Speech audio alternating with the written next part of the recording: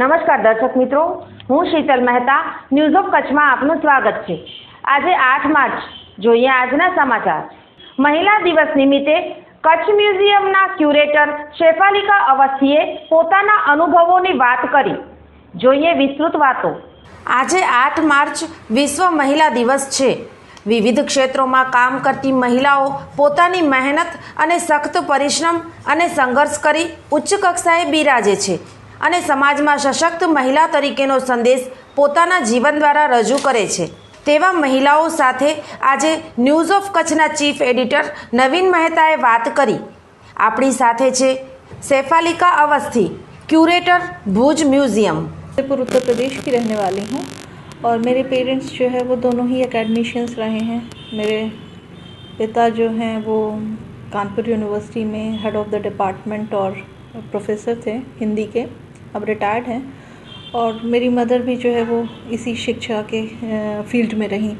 तो एक तरह से घर में शुरू से माहौल तो ये रहा ही, लेकिन अगर ये कहा जाए कि मैं इस क्षेत्र में किस तरह से आई, तो शुरुआत में हर एक के जीवन में माता पिता का मार्गदर्शन होता है। मेरे जीवन में भी इसी प्रकार से उनका मार्गदर्शन रहा है, खासकर मेरे पिता का। उन्होंने मुझे इस फील्ड में लाने में, क्योंकि वो स्वयं लिटरेचर के आदमी रहे हैं और ये फील्ड भी जो है वो हिस्ट्री क्या होता है, वो पुरातत्व और साहित्य से मिलकर के ही बना होता है। तो अगर एक तरह से देखा जाए तो वो ही पीछे एक सोर्स रहे जिन्होंने मुझे इस क्षेत्र में जो लेकर के आया। और उसके साथ ही जैसे जैसे करियर में आगे बढ़ते गए, टीचर्स का बहुत सारा योगदान रहा। जो साथ पढ़ने वाले सहपाठी रहे तो उनका भी योगदान रहा, क्योंकि हम लोग कभी भी कहीं भी किसी क्षेत्र में जब जाते हैं, आगे बढ़ते हैं, तो संघर्ष तो सभी के जीवन में रहता है, चाहे वो स्त्री हो या पुरुष हो। लेकिन उसको साथ ही साथ बहुत सारे लोग ऐसे होते हैं जो आपको सपोर्ट करते हैं, आपको आगे बढ़ाते हैं, क्योंकि बिना किसी के सहयोग के तो समाज में कोई भी व्यक्ति नहीं चल पाता। इसीलिए हम सबको एक सामाजिक प्राणी कहा जाता है। तो हाँ, संघर्ष की जहाँ तक बात है तो संघर्ष अपने रहते हैं, हर एक के रहते हैं, मेरे भी रहे, लेकिन हाँ, सहयोग भी लोगों का रहा है। अच्छा, आपकी जब पढ़ाई हो रही थी क्या तब आप पढ़ने में कितना दिलचस्पी रखते थे कि भाई मैं ये पढ़ रही हूँ, मुझे ये नहीं पढ़ना चाहिए था, ये पढ़ रही हूँ? कोई ड्रीम था आपका कुछ बनने का? देखिए, एकेडमिक्स में तो मेरा शुरू से ही अच्छा रहा है। I was very sound whereas academics was concern. और जैसे बच्चे होते हैं कई बार जैसे आजकल कहा जाता है कि बच्चों को जो मन करे माता पिता को उन्हें वो करने देना चाहिए। कई बार ऐसा भी होता है कि बच्चे कंफ्यूज होते हैं तो वहाँ पे माता पिता होते हैं उनको गाइड करने के लिए। तो मेरे केस में भी काफ़ी कुछ ऐसा था कि सब्जेक्ट को लेकर के थोड़ा सा डायलेमा था कि ज्योग्राफी पढ़नी चाहिए कि क्या। लेकिन चूँकि पेरेंट्स को पता था कि उनके बच्चे का इंटरेस्ट कहाँ हो सकता है या कहाँ है या कहाँ होना चाहिए, तो वो निश्चित रूप से जो है उन्होंने वो मार्गदर्शन किया। और इसी तरह से मैं इस फील्ड में जो है वो आगे बढ़ कर। और हाँ, जहाँ तक पढ़ाई में रुचि की बात है, मेरा हमेशा फोकस रहता था। जैसे मैंने कहा कि मेरा एकेडमिक्स ठीक ठाक रहा है, मैंने नेट भी क्वालिफाई किया, मैं MS यूनिवर्सिटी में भी मेरा अच्छा रहा है, और भी शैक्षिक योग्यता सब ठीक ठाक रही है। तो पढ़ाई में तो फोकस था, ऐसा नहीं था कि करना कुछ चाहते हैं और कर कुछ रहे हैं। लेकिन हाँ, जो किया तो उसको पूरा मन से और लगन से ही करते रहे कि नहीं, इस क्षेत्र में जाना है तो पूरा कंसंट्रेशन और पूरी मेहनत जो है वो इसी क्षेत्र में देनी है। तो वो क्लैरिटी थी। ऐसा नहीं है कि क्लैरिटी नहीं है कि अभी इस एज में आ गए और अभी भी नहीं पता है कि क्या करना है। मुझे मास्टर से ही बहुत क्लैरिटी थी कि मुझे क्या करना है, किस फील्ड में जाना है। और इसीलिए मैं डेलिबरेटली इस फील्ड में आई, क्योंकि मेरा कला और संस्कृति और इतिहास के क्षेत्र में मेरा और खासकर साहित्य में इंटरेस्ट पहले से था। आपने कहाँ तक पढ़ाई की है? जैसे ग्रेजुएशन के बाद भी आपने? मैं PhD हूँ और भागवत पुराण दशम स्कंद की 18th सेंचुरी की पेंटिंग्स के ऊपर जयपुर स्कूल की मेरा शोध प्रबंध है। वो मैंने राजस्थान यूनिवर्सिटी से किया है। तो मैं PhD। आप पहले अपने फादर मदर की छत्र छाया में थी, उसके गाइडेंस में से, फिर आपकी शादी भी हुई और आप दूसरे घर में आई, तो क्या माहौल चेंज हुआ है और आपके करियर पर क्या उसकी?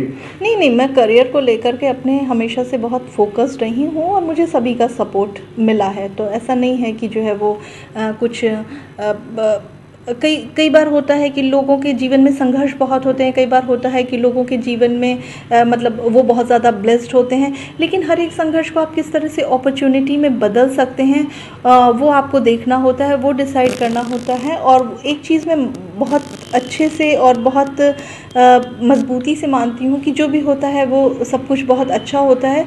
और कई बार कोई ना कोई ऐसा गाइडिंग फोर्स होता है, चाहे वो आप ईश्वर को मान लें, चाहे नेचर को मान लें, आपको जिस फील्ड में जाना है या जहाँ पे आपको जाना है वो आपको वहाँ पे लेकर के चला ही जाएगा, बस दृढ़ता होनी चाहिए। अच्छा, आप उत्तर प्रदेश से आइए, वहाँ महिलाओं की स्थिति आपने देखी होगी क्योंकि आपका बचपन वहाँ गया होगा, फिर आप गुजरात में आई, तो दोनों राज्यों में महिलाओं की स्थिति में क्या डिफरेंस है?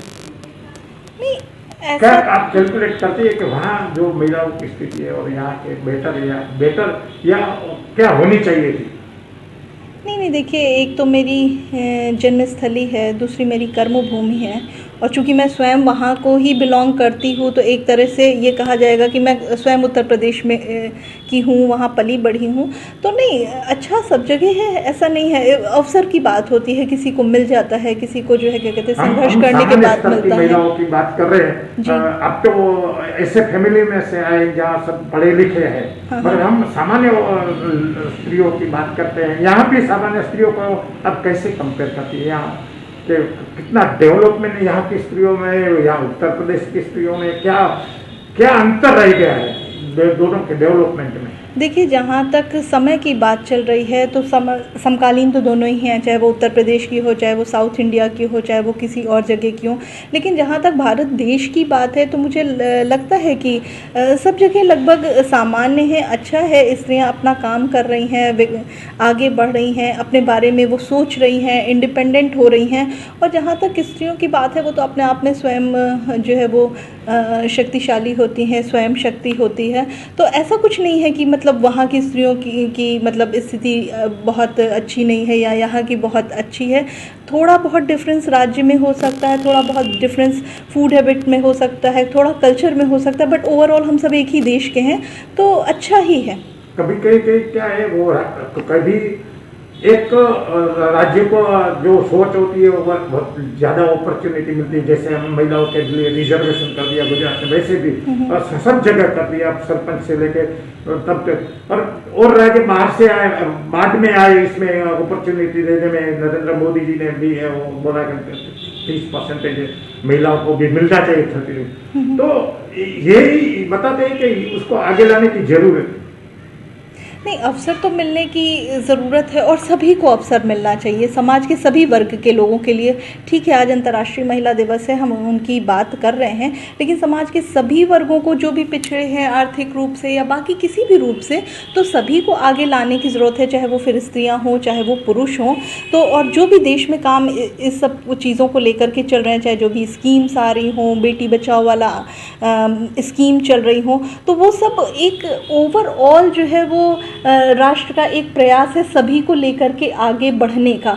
और वो सभी पूरे राष्ट्र में है, ऐसा नहीं है कि इसी राज्य में है या किसी राज्य में नहीं है, तो वो देश में एक पूर्ण रूप से चल रहा है। तो मैं यही कहना चाहूँगी इस बारे में कि वो सभी जगह एक तरह से समानता को लेकर के आने की बात हो रही है और होनी भी चाहिए। आज के दिन का क्या मैसेज दे रहा है अंतर्राष्ट्रीय महिला दिवस पे? वैसे अगर मेरी अपनी व्यक्तिगत ओपिनियन पूछी जाए तो मैं किसी पर्टिकुलर दिवस पे मेरा कोई ऐसा विश्वास के क्या कहेंगे, लेकिन कि मैं किसी ऐसे पर्टिकुलर डे को मानती नहीं हूँ, क्योंकि अगर एक समानता है या सम्मान है, हाँ, तो वो रोज़ का होना चाहिए। जैसे अभी हम लोग हर 365 दिन कोई ना कोई एक दिन होता है, चाहे आप मातृ दिवस ले लें, चाहे आप पितृ दिवस ले लें, सिस्टर्स डे हो गया, फ्रेंडशिप डे हो गया, तो इन सब दिवस को मनाने की ज़रूरत पड़ क्यों रही है आखिर? क्या हम कहीं ना कहीं उन सब चीज़ों से, या हमारा जो एक सोशल फैब्रिक है हिंदुस्तान का, या एक सोशल फैब्रिक है भारतीय होने का, क्या वो कहीं ना कहीं टूट रहा है, जिसकी वजह से हमें लोगों को ये रिमाइंड करवाने की ज़रूरत है कि आज वीमेंस डे है, आज फादर्स डे है, आज मदर्स डे है? तो मुझे लगता है कि ये सब इक्वालिटी रोज़ होनी चाहिए। किसी एक पर्टिकुलर डे में हम किसी के प्रति सम्मान, किसी के प्रति सद्भावना या किसी के प्रति समानता क्यों रखें? वो क्यों ना रोज़ रोज़ हो?